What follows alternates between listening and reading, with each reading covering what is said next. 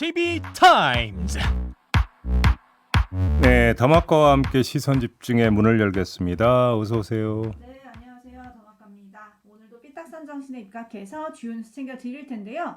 오늘까지가 사실은 연휴잖아요. 네. WH님이 쉬는 날 시선 집중은 선물 같아요 라고 보내주셨는데 바로 이 맛에 저희가 생방하는 거 아니겠습니까? 네. 그리고 찬밤님은 미국에서도 시선 집중 응원합니다 미국이시구나. 라고 보내주셨고요. 네. 김신우님이 연휴 4일 동안 출근해서 일하고 있습니다. 위로 좀 해주세요. 아, 매일 나가신 거예요, 그러면? 그런가 봐요. 어휴. 아니, 도대체 어떤 곳인데 연휴도 없이 그냥 이렇게 매일 출근을 시킨 걸까요? 그러게요. 저희도 하고 있잖아요. 아무튼 고생하고 계십니다. 네. 네, 오늘 추석 특집으로 다양한 분들 모시고 먹고 사는 얘기를 좀 해보려고 한다. 저희가 오프닝에서 예고를 해드렸잖아요. 네. 예고를 보자마자 라라라님이 명절 현장 경제 점점점 하신 다음에 올 추석은 잡채에 비싼 시금치를 못 넣고 대신 부추를 넣었더니 아이고. 영 아니었습니다라고 아유. 보내주셨어요. 잡채에 시금치가 빠지면 되나? 그러니까요. 아몰랑님이 그 밑에 댓글을 달아주시기를 시금치 한 주먹에 10,000원이 넘더라고요 라고 해주셨네요. 와, 요즘 진짜 채소값이 너무 비싸요. 네, 그러고 보니까 저도 올해 잡채에 시금치 못 보고 부추 먹은 것 같아요. 그러니까 저희가 태풍 지나고 이제 농산물 가격 동향이 걱정이 돼서 인터뷰를 했었잖아요. 네, 근데 과일보다 오히려 채소값이 더 뜰 거다 이런 이야기가 좀 나왔었는데 지금 그대로 지금 이야기가 되고 있는 거 아니겠습니까? 그러니까요. 네. 그리고 자판 두드리지 마세요. 네. 소리 다 나가고 있습니다. 알겠습니다. 네. 역풍이다님이 저도 부추 넣었어요라고 해주셨네요. AS 타임 가시죠. 네, 지난해 10월 19일 경기도 국정감사장으로 잠깐 가보실 텐데요. 일단 오디오 먼저 들어보시죠. 국제 마피아파 측근들에게 용역 등 시에서 나오는 여러 사업 특혜를 지원해주는 조건으로 수십 차례에 걸쳐 20억 가까이 지원하였고 어디서 찍었는지 모르겠지만 참 노력은 많이 하신 것 같습니다. 이래서 국회의원의 면책 특권을 제한해야 됩니다. 이런 명백한 허위 사실을 이런 데다가 이 장면 아마 기억들 하실 것 같아요. 워낙 유명한 장면이었어요. 네네. 예. 김용판 국민회의 의원이 경기도 국정감사장에서 이재명 당시 지사가 성남 지역 폭력 조직으로부터 받았다는 돈뭉치 사진을 공개하면서 의혹을 제기를 한 건데요. 반나절도 안 돼서 이 돈뭉치 사진은 전혀 상관없는 돈임이 밝혀졌고요. 하지만 뭐 당시에 대선 과정에서 국민의힘 의원들과 그리고 이제 장영화 변호사 이분이 지금 국제마피아파 행동대원의 변호인이었는데요. 계속해서 이재명 대표의 조폭 연루설을 제기를 했습니다. 네. 이에 대해서 경찰이 수사를 했고 반면 검찰은 지난 8일에 불기소 처분을 내렸습니다. 네. 바로 민주당은 재정 신청을 냈고요. 반드시 장영화 변호사를 사법심판대에 세우겠다라면서 반발을 했습니다. 네. 검찰이 정치적 판단을 내렸다라면서 이제 날을 세운 건데요. 네. 요걸 좀 짚어봐야 될 것 같습니다. 두 가지 점으로 좀 나눠서 보죠. 일단 먼저 경찰은 그 구속이 필요하다고 구속영장 신청했지만 검찰이 안 받아들인 거 아니겠습니까? 네. 판단이 많이 달랐던 건데 그럼 도대체 검찰은 뭘 보고 이렇게 이제 그 판단을 내린 것인가 이걸 점검을 해야 되는데 두 가지 점을 짚겠습니다. 첫 번째, 허위 사실 공표로 하더라도 그것이 우발적으로 얼떨결에 나온 공표 행위냐 아니면 계획된 의도된 공표 행위냐에 따라서 이게 달라진다라고 하는 게 이른바 이재명 판례가 있지 않습니까? 있죠. 그 이전에 나왔던. 그러면 장영화 변호사의 경우에는 어디에 속하게 되는 겁니까? 그래서 뭐 TV 토론이라든지 인터뷰라든지 뭐 이런 데에서 대답을 하다가 얼떨결에 따라 나온 이야기가 아니라 조직된 그리고 계획된 공표 행위라고 한다면 어떻게 되는 겁니까? 예를 들어서 요번에 이재명 대표를 그 공직선거법상 허위사실 공표 혐의로 기소를 하면서 경기도청을 압수수색을 했었잖아요, 검찰이. 이때 압수수색의 목적 가운데 하나가 뭐였냐면 그래서 허위사실 공표에 해당하는 그 건이 예상 질문에 대한 답변 준비된 내용이었는가 이걸 확인하기 위해서라는 보도가 있었거든요. 그럼 그건 우발적인 답변이 아니라 계획된 답변이기 때문에 허위사실 공표 행위를 입증하는데 유력한 증거가 된다는 이유로. 그러면 장영화 변호사의 경우를 여기에 대비를 하면 어떻게 되는 겁니까? 판단 금방 나오겠죠. 네. 두 번째, 검찰 쪽에서는 장영화 변호사가 그 박철민 씨의 말을 믿었기 때문에 처벌할 수 없다. 이런 식으로 논리를 폈다라는 이야기가 전해지고 있던데 이런 게 있습니다. 진실이라고 믿을 만한 상당한 사유가 있으면 설령 그것이 허위 사실에 적시 내 공표로 하더라도 면책을 한다. 이런 게 있어요. 그런데 진실이라고 믿을 만한 상당한 사유를 성립시키는 가장 기본 조건이 뭐냐면 교차 확인입니다. 크로스 체크. 그러면 장영하 변호사는 크로스 체크를 했고 박철민 씨의 이야기가 상당한 타당성이 있다고 믿었느냐 아니면 박철민 씨의 이야기만 듣고 믿었느냐 이거는 금방 나오는 이야기 아닙니까? 그렇기 때문에 검찰의 판단을 이리 봐도 그렇고 저리 봐도 그렇고 납득하기가 참 힘들다. 이렇게 정리를 해야 될 것 같습니다. 네, 브라이언 김님이 장영화는 본인이 믿었기에 불기소, 이재명은 안 믿어서 기소했나요? 라고 물음표 보내주셨고요. 초롱님은 지금도 이재명 대표 배후를 조폭이라고 믿는 사람들이 많습니다. 라고 좀 지적을 해주셨는데요. 아무튼 요거는 또 민주당이 그 재정 신청을 했기 때문에 아직은 살아있는 이슈 아니겠습니까? 네. 현재 진행형이기 때문에 어떻게 진행되는지 좀 지켜보도록 하겠습니다. 네. 뉴스와 분석이 함께하는 JB타임즈 오늘 주목할 뉴스들 챙겨드리겠습니다. 첫 번째 뉴스 어떤 건가요? 영국의 엘리자베스 여왕이 사망을 했고요. 장례식이 오는 19일에 열리는데 윤석열 대통령이 장례식에 직접 참석하기로 했다고 대통령실이 밝혔습니다. 네. 뭐 필요한 부분이라고도 볼 수는 있을 것 같습니다. 어떤 점에서요? 자, 국제사회에서 고인의 위상이 상당히 컸기 때문에 뭐 조의를 뭐 직접 참석해서 뭔가 표하는 거 충분히 있을 수 있는 일이라고 생각을 하고요. 또 그거 말고 조문 외교의 측면에서도 필요한 점이 있다. 이렇게 봐야 되겠죠. 미국이 지금 한국산 전기 자동차에 대해서 혜택을 주지 않는 게 지금 큰 문제 아니겠습니까? 이 문제를 어떻게든 풀어야 되는데 조 바이든 미국 대통령이 장례식에 참석한다는 거 아니겠습니까? 그러면 양국 정상끼리 만나서 어떻게 풀 수 있는 여지라도 만든다면 그 자체가 국익에 부합이 된다고 봐야 되겠죠. 여기에다가 2030 부산 엑스포 유치전을 지금 펼쳐야 되는 상황이 있는데 이 측면에서도 뭐 정상 외교할 수 있는 거라고 생각을 합니다. 뭐 장례식에 바이든 뭐 미국 대통령은 물론 유럽의 상당수 국가 정상들이 참석을 할 것이 뭐 유력하니까요.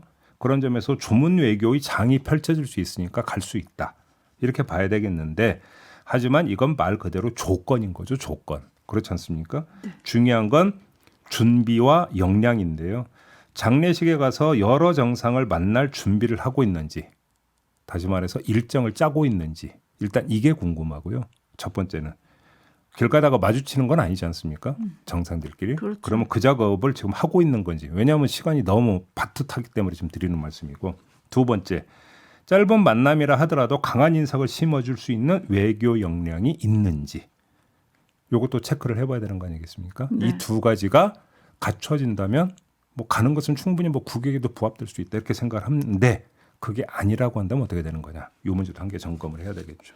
네, 김성만 님이 가는 거 비판 안 합니다. 다만 좀 제대로 하고 왔으면 좋겠습니다. 라고 해주셨는데 흔히 우리가 조문 정치라는 말 많이 쓰는데 이른바 이제 조문 외교가 되는 거잖아요. 네. 근데 조문 외교라서 장례식장에 가는 거기 때문에 너무 대놓고 하기에는 좀 부담스럽지도 않겠습니까? 아, 물론 그렇게 하겠죠. 네. 그럼 뭐 대놓고 해야겠습니까? 그리고 어차피 이것이 뭐 한다고 해서 뭐 2시간, 3시간 뭐 정상이다 이런 식으로 해야 되겠습니까? 밑자락 가는 거라고 봐야 되겠죠. 그렇죠. 네. 한편 윤석열 대통령은 엘리자베스 여왕 장례식에 이어서 또 유엔 총회에도 참석할 것으로 알려져 있습니다. 네. 그리고 오는 15일에는 방한하는 중국 공산당 권력 서열 3위인 리잔수 전국 인민대표회의 상무위원장의 접견 가능성 지금 제기되고 있고요. 29일에는 카멀라 해리스 미국 부통령의 방한도 또 예정이 돼 있습니다. 네. 9월이 외교 일정이 아주 빽빽한데요. 어떻게 전개가 될지 이것도 좀 지켜보도록 하겠습니다. 네. JB타임즈 다음 주목할 뉴스는 어떤 건가요? MBC가 코리아 리서치에 의뢰를 해서 7일과 8일 이틀간 전국 성인 1,001명을 대상으로 실시한 여론조사 결과가 10일 공개가 됐습니다. 더 자세한 내용은 중앙선거 여론조사 심의위원회 홈페이지를 참고를 하시길 바라고요. 여기서 눈여겨볼 대목 하나만 뽑았는데요. 김건희 여사 관련해서 이런 질문을 했습니다. 최근 경찰은 대통령 부인 김건희 여사의 허위 경력 거짓 해명 의혹 등에 대해 무혐의 처분을 내렸는데요.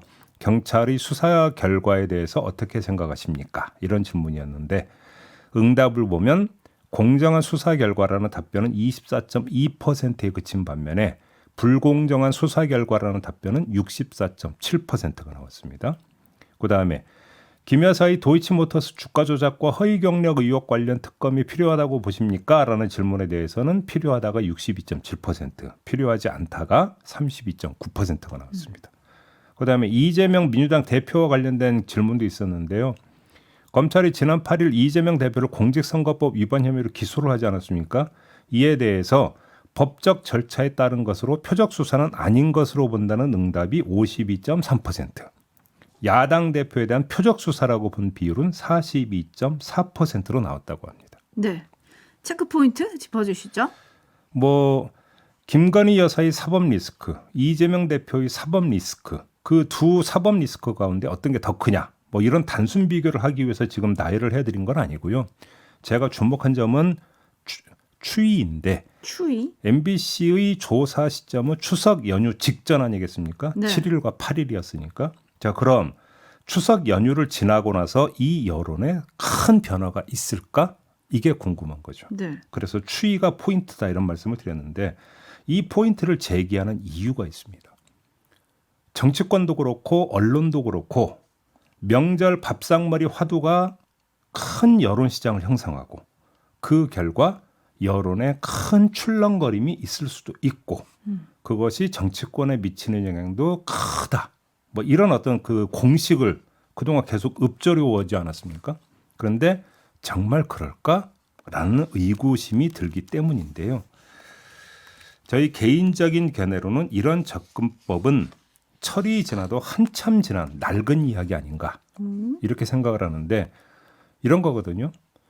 자, 대처에 나간 자식과 친지가 고향으로 돌아와서 정보 보따리를 풀고 그러면 그것을 가지고 가족과 친구 사이에서 이야기가 오가고 정치 토론이 벌어지는 거죠. 그 결과 정치적 태도를 조정하거나 결정한다. 뭐 이런 거 아니겠습니까? 네. 근데 지금이 과연 그런 시대일까라는 건데요. 미디어 환경이 바뀌었고 사회적 소통 방식이 바뀌었다. 이 말씀을 드리고 싶은 건데 명절 밥상머리에서 가족끼리 정치 토론 정말 그렇게 많이 할까요, 요즘? 저는 일부러 안 한다는 사람 되게 많이 봤거든요. 왜? 괜히 싸울까 봐. 그다음에 이 명절에서 중요한 부분이 시골에 살고 있는 친구와 대처에 나간 친구. 그래서 올해 뭔가 반갑다 친구야. 그러면서 술 한잔 곁들이면서 세상 사는 이야기하고 그러다가 정치 이야기하고 이런 것인다라고 하는 건데요. 고향에 사는 친구가 그렇게 많습니까? 이런 생각이 아주 단순한 생각인데요. 이런 생각이 들기 때문인데 정치 토론을 설령 한다고 해서 그 영향을 받아서 정치적 태도를 바꿀까 싶기도 합니다. 오히려 요즘은 정치 토론이 가장 왕성하게 벌어지는 때와 장소가 어디냐면 평상시에 일상적인 커뮤니티에서 벌어지는 거 아니냐. 그런 생각을 하거든요. 그것이 명절이라고 하는 계기를 거치면서 확 뒤집어진다?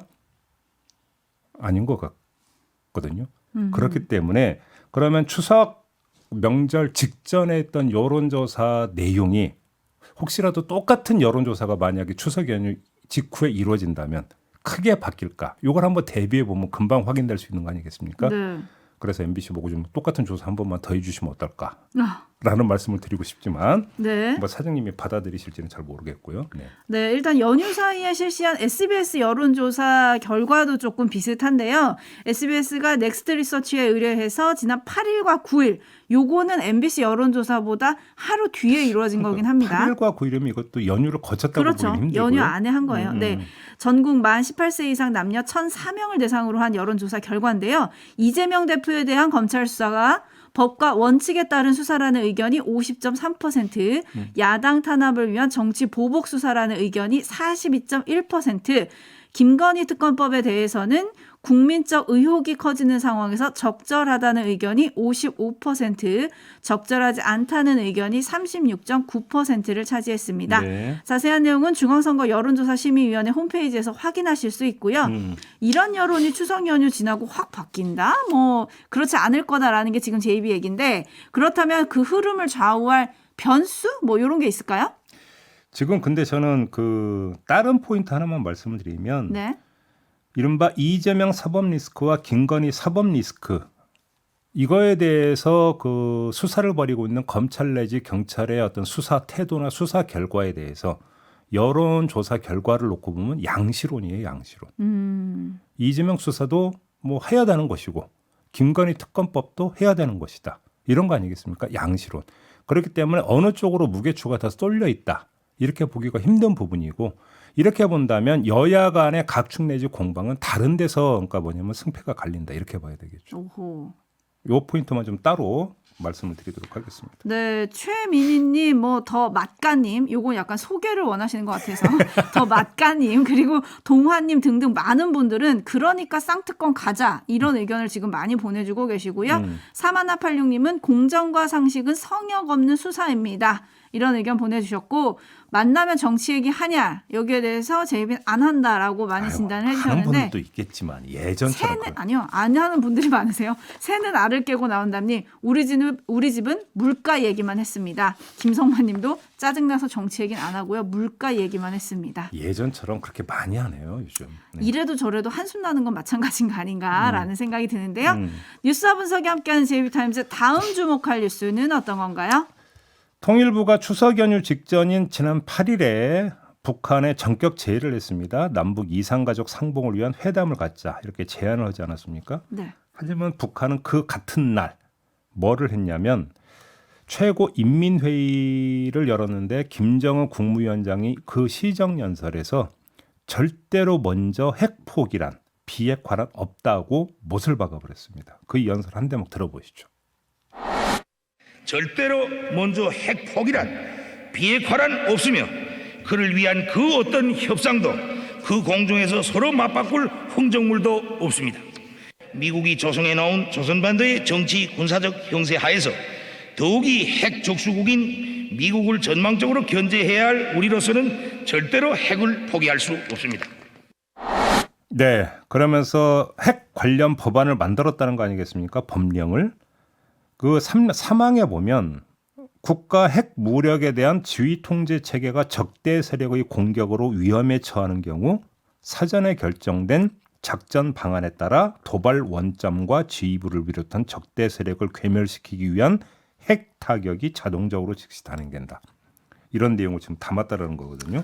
아, 네. 어떻게 평가해야 될까요? 그러니까 같은 날 남북 당국이 내놓은 메시지가 엇나가도 한참 엇나간 거 아니겠습니까? 그래서 묻는 건데요. 통일부는 도대체 왜 뜬금없이 이산가족 카드를 꺼내 들었을까? 이게 궁금한 겁니다. 윤석열 대통령이 광복절 경축사에서 담대한 구상이라는 걸 내놨지만 북한은 뭐라고 받았습니까? 윤석열이란 인간 자체가 싫다 이렇게 받지 않았습니까? 딱 잘라버렸는데 도대체 어떤 구상과 어떤 모멘텀이 있다고 생각을 해서 이산가족 상봉 카드를 꺼냈을까? 저는 이게 궁금했던 건데요. 아울러 북한의 최고인민회의가 열린다는 건 당연히 파악을 했을 거고 거기서 어떤 내용이 나올지 미리 알고 이산가족 카드를 꺼낸 것인지 아니면 몰라서 꺼낸 것인지 미리 알고 꺼냈다면 그것도 이해가 안 되고 몰라서 꺼냈다면 그것도 납득이 안 되는 거 아니겠습니까? 아무튼 아무리 맞춰보려고 해도 제 짧은 머리로는 도대체가 맞춰지지 않는 행보다. 남북 당국의 행보가. 이 말씀을 드려야 될 것 같습니다. 김종인 님이 이래서 남과 북은 동상이몽이네요 라고 해주셨는데 반면에 이재명 대표는 호평을 했던데요? 뭐 어제 페이스북에 그렇게 올렸더라고요. 북한의 핵 법령 제정에 대해서는 우려를 표하는 반면에 권영세 통일부 장관의 이산가족 상봉 제안에 대해서는 긍정적으로 평가한다 이렇게 밝혔는데 그래서 일부 언론은 이런 평가를 이례적이다 이렇게 또 분석을 했던데요. 제가 볼 때는 이례적인 게 아니라 당위적인 거다 이렇게 봐야 될 것 같습니다. 우리에게 비핵도 당위이고 이산가족 상봉은 당위를 넘어서 거의 절대적 과제 아니겠습니까? 네. 그런 점에서 그러면 이재명 대표 입장에서 이산가족 상봉 카드 제안을 꺼냈는데 문제가 있다라고 지적할 이유가 뭐가 있겠습니까? 당위적으로 긍정적으로 평가한다고 대답을 해야지. 오히려 그 다음 문장을 볼 필요가 있는데요. 이 제안이 진정성이 있으려면 평화적 분위기 조성을 위해 노력을 다하고 북한의 호응을 이끌어낼 수 있는 실질적이며 구체적인 대안들을 마련해야 할 것이다. 이렇게 한 문장을 덧붙였던데 이걸 의역을 하면 어떻게 되는 겁니까?